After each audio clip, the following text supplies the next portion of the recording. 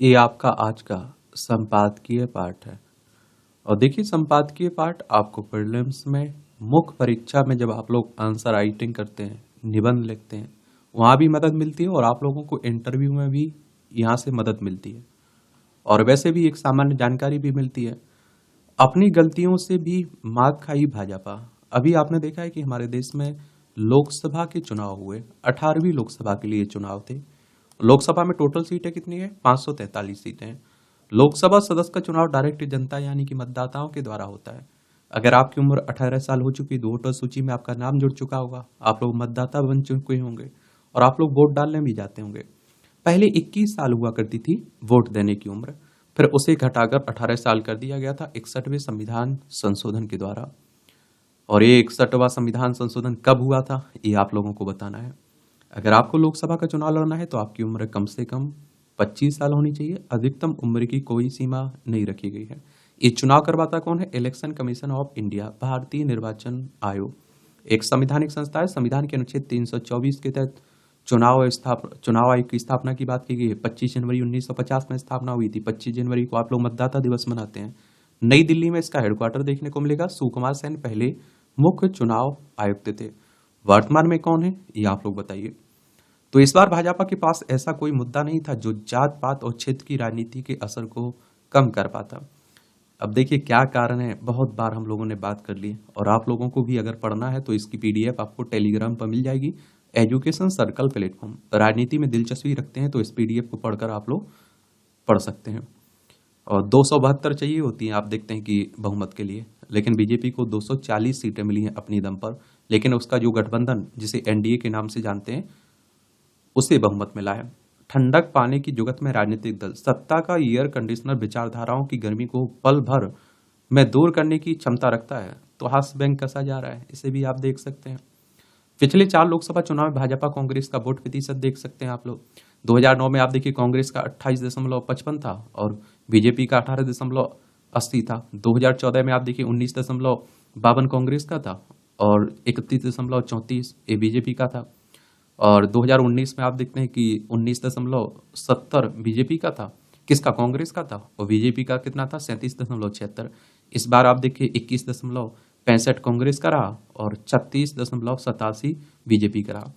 कांग्रेस एक पुराना राजनीतिक दल है। 28 दिसंबर 1885 में इसकी स्थापना हुई थी। इसके संस्थापक ए.ओ. ह्यूम थे और इसके पहले अध्यक्ष डब्ल्यू.सी. बनर्जी यानी कि व्योमेश चंद्र बनर्जी थे। और भारतीय जनता पार्टी की स्थापना 1980 में हुई थी। इसकी स्थापना अटल बिहारी वाजपेयी साहब ने की थी और पहले अध्यक्ष भी थे अटल बिहारी वाजपेयी साहब। यहाँ एक बड़ा अच्छा कॉलम लिखा जाता है, इसे जरूर देखा करिएगा। कृपा को अवसर दीजिए। ईश्वर व्यक्ति को अपने आप को और समाज को समझने के 2 अवसर देता है। जीवन इसी धारा के 2 किनारों के बीच चलता है। महत्व इसका कदापि नहीं है कि हम किसी का हित कर रहे हैं। हमें यह समझना होगा कि समाज ने अपने निज हित की कौन सी परिभाषा बनाई है। व्यक्ति के जीवन में हित की केवल एक ही परिभाषा होती है और वह है उसका अपना स्वार्थ। उसका अपना ना कोई भगवान होता है, ना ही धर्म, ना ही गुरु। जब उसका स्वार्थ पूरा हो गया तो वह उसी स्वार्थ पूर्ति को धर्म, ईश्वर और गुरु से जोड़कर कुछ काल तक आप देखते हैं कि लोगों के बीच अपने आप को दूसरों की तुलना में श्रेष्ठ कहलाकर अपने अहंकार का पोषण करके संतुष्ट रहता है। किंतु जो व्यक्ति अपने श्रेष्ठ कर्तव्य को ही ईश्वर की पूजा और अपनी साधना मानता है, वह कर्म में सुख लेता है और कर्म के परिणाम में नहीं। समुद्र में जल बढ़ने लगे तो आप देखिए अपनी धारणाओं के टापुओं को सजाने संभालने के स्थान पर नाव को संभालना शुरू कर देना चाहिए। जो आप देखते हैं कि क्षणिक अभिमान और अवसरवादिता के ऊपर चलकर अपने लक्ष्य को प्राप्त करती है। भूख और प्यास केवल शरीर के संदर्भ में ही नहीं है, इनका संबंध मन, बुद्धि, चित्त, अहंकार, इंद्रियों तथा वृत्तियों के साथ तक से भी है और साधक को इसके लिए गहन, शांत और स्थिर होना पड़ता है। चोरों के ऊपर घर छोड़कर भाग जाने से कोई बहुत बहादुरी का प्रमाण पत्र नहीं मिल जाता है कि देखो कितने त्यागी हैं कि सबको छोड़कर घर से निकल गए। अभी तो घर से पलायन करने पर चोरी करने आए चोर और समाज के लोग उपहास करते हैं। चरित्र के पास पुरुषार्थ की नाव, धैर्य की भूमि और ईश्वर की कृपा के अनुकूल वायु होती है, जो घोर प्रतिकूलता में भी हमारे पुरुषार्थ को कृपा का बल देकर जीवन के परम लक्ष्य तक पहुंचने में सहयोग करती है। हमें अपने अटूट विश्वास द्वारा ईश्वर की कृपा को अवसर देना चाहिए। पढ़ा करिएगा, इस तरह के कॉलम भी पढ़ लिया करिएगा।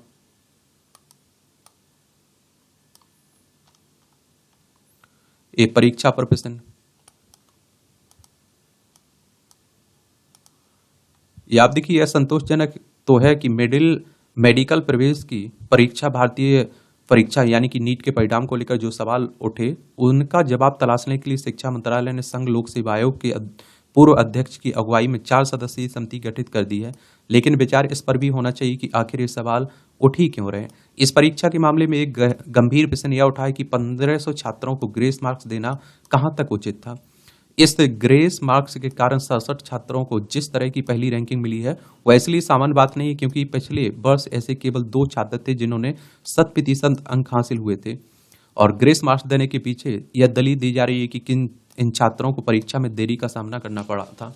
परीक्षा आयोजित करने वाली संस्थान नेशनल टेस्टिंग एजेंसी के अनुसार ग्रेस मार्क्स तय नियमों के तहत दिए गए, लेकिन यह समझना कठिन है कि उन्हें देने में इतनी उदारता क्यों बरती गई है। आखिर यह कैसे मान लिया गया कि परीक्षा में देरी के कारण जो छात्र पूरे प्रश्न हल नहीं कर सके, यदि ऐसा करते तो उनको सभी उत्तर सही होते।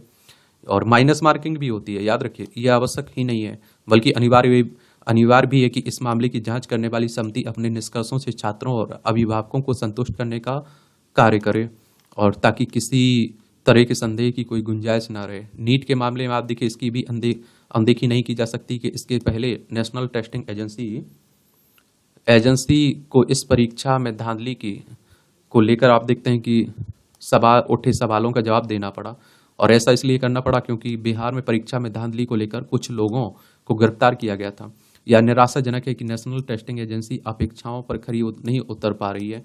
नीट की शुचिता को लेकर उठे सवाल कितने व्यापक प्रभाव वाले हैं, इसका अनुमान इससे लगाया जा सकता है कि इस परीक्षा में इस वर्ष करीब 24 लाख छात्र बैठे थे।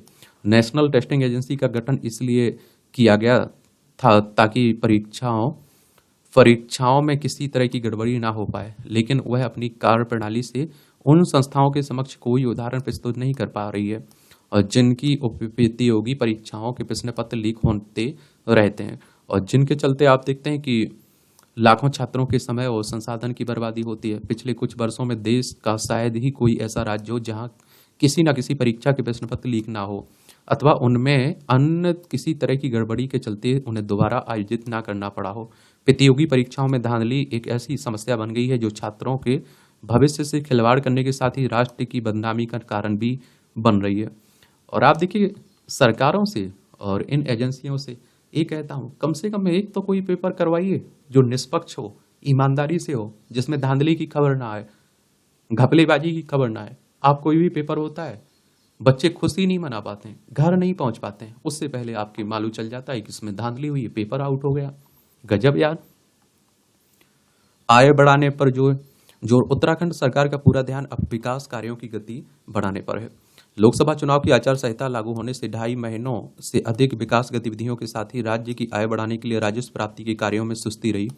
कर और करेत्तर राजस्व अधिक जुटाने के लिए पिछले 2 वर्षों में लगातार प्रयास हुए हैं और इससे आय में कुछ सुधार भी हुआ, और कर प्राप्ति से जुड़े विभागों का लगातार अनुश्रवण आवश्यक है। पिछले वित्तीय वर्ष में इसी कारण कई क्षेत्रों में राजस्व बढ़ सका है। वित्तीय वर्ष 2022-23 की तुलना में वर्ष 2023-24 में राजस्व में वृद्धि 12% से अधिक रहने के कारण 19,200 करोड़ से अधिक कर राजस्व मिलना संभव हुआ है। और SGST के रूप में अधिक कर पाने के लिए सरकार ने कई अभिनव तरीके अपनाए हैं और उनका सकारात्मक प्रभाव भी देखा गया है। पिछले 2 वर्षों में SGST में लगातार वृद्धि हुई है। राज्य अपने वित्तीय संसाधनों को जितना बढ़ाएगा और विकास कार्यों पर उसका प्रभाव भी उतना ही दिखाई देगा। पिछले वित्तीय वर्ष में पूंजीगत मद में बजट खर्च में लक्ष्य से अधिक धनराशि का उपयोग होने से सरकार और संबंधित विभागों के आत्मविश्वास में वृद्धि हुई। चालू वित्तीय वर्ष में पूंजीगत मद में बजट खर्च करने और आमदनी बढ़ाने के मोर्चे पर चुनौती अधिक है और आम चुनाव की आचार संहिता समाप्त हुई है। आने वाले कुछ महीनों में नगर निकाय चुनाव और त्रिस्तरीय पंचायत चुनाव की आचार संहिता लागू होगी। ऐसे में अवस्थापना विकास पर असर ना पड़े, इसे लेकर अभी से रणनीति बनाकर काम करने की आवश्यकता है। राजस्व से संबंधित खनन, परिवहन, वन, ऊर्जा, स्टाम्प एवं रजिस्ट्रेशन जैसे विभागों को कर प्राप्ति के उपायों को लेकर गंभीर गंभीर आप देखते हैं कि होना पड़ेगा। बर्फ को पिघलने से रोकेंगे वायरस। तो वायरस शब्द हमारे मन में खौफ पैदा करता है, लेकिन सभी वायरस खौफनाक नहीं होते हैं और इनकी दूसरी भूमिकाएं भी हो सकती हैं। और विज्ञानियों ने ग्रीनलैंड की बर्फ पर ऐसे विशाल वायरस की मौजूदगी का पता लगाया जो बर्फ के शैवाल को संक्रमित करके आर्कटिक की बर्फ के काले होने पर और पिघलने को नियंत्रित कर सकते हैं।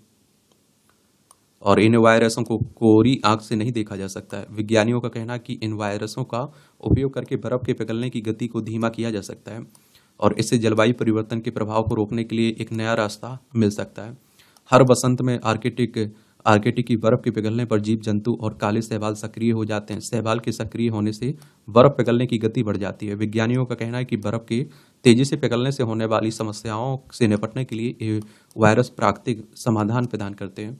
और आर्कटिक में महीनों के अंधेरे के बाद हर बसंत में जब सूरज उगता है तो जीवन वापस आ जाता है और ध्रुवीय भालू अपने सदियों की मांद से बाहर निकलते हैं। और आर्कटिक टर्न नामक पक्षी अपनी लंबी यात्रा के लिए अधिक दक्षिण की ओर उड़ते हैं और कस्तूरी बैल उत्तर की ओर बढ़ते हैं। जानवर ही एकमात्र ऐसे जीव नहीं है जो बसंत के सूरज से फिर से जागृत होते हैं। बर्फ पर निष्क्रिय पड़े शैवाल बसंत में खिलने लगते हैं और बर्फ के बड़े क्षेत्रों को काला कर देते हैं। और जब बर्फ काली हो जाती है तो सूरज की रोशनी को परावर्तित करने की इसकी क्षमता कम हो जाती है और इससे बर्फ पिघलने की प्रक्रिया में तेजी आती है और जिससे ग्लोबल वार्मिंग और भी बढ़ जाती है।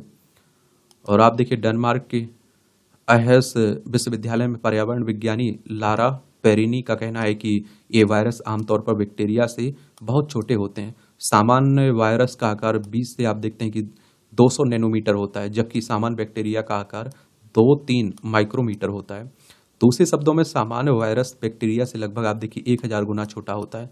हालांकि विशाल वायरस के मामले में ऐसा नहीं है। विशाल वायरस 2.5 माइक्रोमीटर के आकार तक बढ़ते हैं और विशाल वायरस ज्यादातर बैक्टीरिया से बड़े होते हैं। अनुवांशिक जटिलताओं के हिसाब से भी ये वायरस बहुत अनोखे हैं। विशाल वायरस की खोज सबसे पहले 1981 में समुद्र में हुई थी और ये वायरस समुद्र में हरे शैवाल को संक्रमित करने में माहिर थे।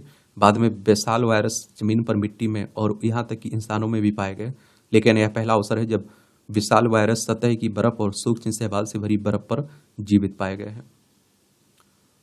अब देखिए इस पे होने दीजिए क्या होता है। बाद में आप देखिए जलवायु परिवर्तन के रूप में इसका भी आप लोग उल्लेख कर पाएंगे बर्फ को पिघलने से रोकने में। चलिए टिप्पणियां रहती हैं, ये भी देख सकते हैं आप लोग। आज संडे है तो आप देखते हैं कि ऐसे ही रहता है माहौल। चुनाव प्रचार से गायब फिल्मी सितारे। चलिए पढ़ना हो तो पढ़ सकते हैं। खरी खरी बदनाम होने से बच गया ईवीएम इस बार। मोदी का संवैधानिक दशक, विदेशी आक्रांताओं से संघर्ष की गाथा। ये किताबें रहती हैं, पढ़ना हो तो पढ़ सकते हैं, ले सकते हैं। पीड़ा की नदी पार करने जैसा। कई दशक बीतने के बाद बचपन को टटोलना बहुत ही मुश्किल कार्य होता है। यादें तो बहुत होती हैं परंतु बिखरी हुई होती हैं। ऐसे में इस पुस्तक में लेखक ने अपनी यादों को इस तरीके से दर्शाया है कि पाठक उसमें स्वयं ही बंध जाता है। चलिए देख लिया करिएगा और इसकी पीडीएफ टेलीग्राम पर डाल देता हूं, तो जाकर आप लोग पढ़ लीजिएगा। जो भी छूटा है, आपको लगता है कि ये पढ़ना आपके लिए जरूरी था, आपको पढ़ना है। और जो महत्वपूर्ण थे आज के आर्टिकल, उन पर हम लोगों ने बात कर ही ली है। ठीक है, आज संडे है तो आज रात 9 बजे हम लोग लाइव आकर जुड़ते हैं। तो आपके जो सवाल रहते हैं, जो सुझाव रहते हैं, उन पर बात की जाती है। तो आप लोग भी जुड़िएगा, आइएगा। धन्यवाद।